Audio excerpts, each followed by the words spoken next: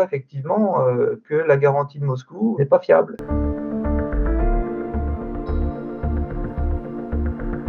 La Russie a quand même anticipé l'offensive des rebelles contre Alep, puisque ça faisait déjà plusieurs mois que des renforts avaient été envoyés dans la région d'Alep.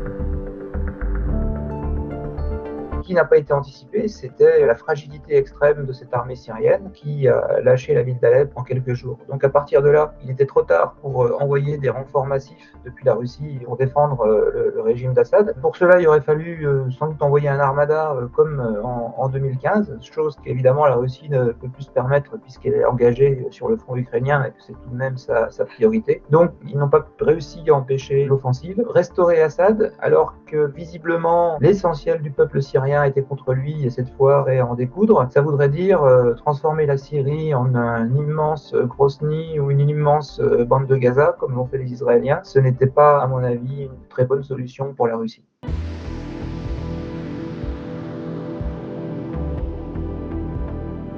Effectivement, pour les Russes, il y avait un intérêt militaire, puisque vous avez une base navale à Tartous, qui se limite à 2 quais du port de Tartous. C'est pas non plus la base américaine que vous avez à Bahreïn. Ils ont récupéré l'aéroport international de Latakia, ils en ont fait une base militaire pour leurs avions. Donc c'était un intérêt d'avoir un pied dans la Méditerranée orientale. Mais au-delà de ça, contrôler la Syrie, ça permettait d'avoir une alliance avec l'Iran contre l'Arabie Saoudite, pour des raisons bassement pétrolières, c'est-à-dire que l'Arabie Saoudite, c'est le grand régulateur mondial des cours du pétrole, et lorsqu'elle baisse sa production, le pétrole augmente, lorsqu'elle augmente sa production, le pétrole baisse, et dans les années 2014-2015, lorsque les Russes interviennent en Syrie, le prix du pétrole est extrêmement bas, et la seule solution pour qu'il remonte, c'est que les Saoudiens réduisent leur production. Or, comme ils avaient l'habitude de prendre leurs ordres à Washington, eh bien, la démonstration de force russe en Syrie avait aussi pour objectif de faire pression sur l'Arabie Saoudite pour qu'elle réduise sa production et que les cours du pétrole remontent. Et donc ça, c'est quelque chose d'extrêmement important pour l'économie russe. Et puis il y avait aussi la stratégie d'encercler à l'époque la Turquie pour éviter qu'elle soit un fournisseur de gaz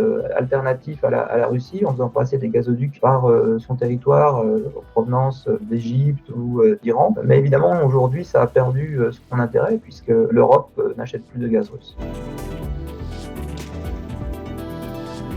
Alors Moscou a voulu montrer à beaucoup de dirigeants autoritaires des pays du Sud qu'on pouvait leur faire confiance. Ils ont empêché le régime Change en Syrie. Bachar el-Assad était resté sur son trône alors que les Occidentaux voulaient le faire tomber, comme Saddam Hussein, comme Milosevic. Et Moscou espérait ainsi avoir des alliés dans les pays du Sud qui ne souhaitent pas eux aussi être soumis au changement de régime. Mais là, on voit effectivement que la garantie de Moscou n'est pas fiable. Donc cela peut également retenir des régimes autoritaires de se tourner vers la Russie parce que finalement, s'il y a un soulèvement, eh bien, ils ne seront pas protégés. Cette débâcle russe en Syrie montre leur position de faiblesse et par conséquent, sur l'Ukraine, on peut espérer faire moins de concessions à l'égard des Russes pour que la guerre se termine. Cela dit, après cette humiliation en Syrie, à mon avis, Poutine va vouloir avoir un succès, évidemment, et le succès, eh bien, ça sera sur l'Ukraine. Donc je pense qu'il va redoubler de volonté, de moyens, d'intensité, à condition qu'il en ait les moyens, mais en tout cas de redoubler de volonté sur l'Ukraine pour laver